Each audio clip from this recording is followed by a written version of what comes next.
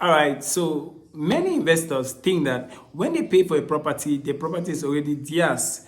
At times, that is a mistake that many investors make, and at the end of the day, they always regret. So, in this video, I want to show you how you can possess your property even after payment, because payment is the first thing you do onto possessing your property. When you pay, there are things you need to do to be able to say, all right, this is my property and I have possessed this property.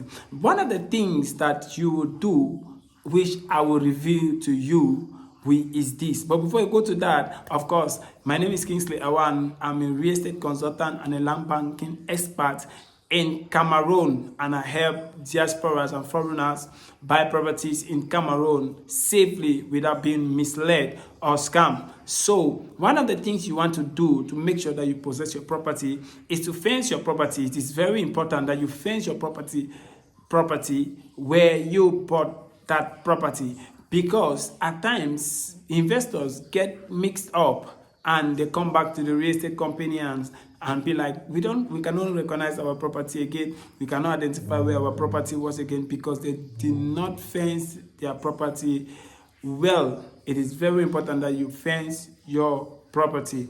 The next thing I wrote here I want to share with you is that start something on the land, start something on the property, be it agriculture, maybe you give it out for rent, start something very important on the land. Some of our brothers, especially those in the diaspora, they always say they are afraid to give their properties to maybe family members to do agriculture on it, because they can end up owning the land. Of course, that's not possible. Land ownership is a very long process to follow, right? They cannot just own your land without proper documentation. That is why when you buy your land, you need to make sure that the documents are recognized and they are written in your name to be able to own the land properly. So the next thing you have to do is do your need analysis. Your need analysis is very important. Need analysis entails why you're buying the property.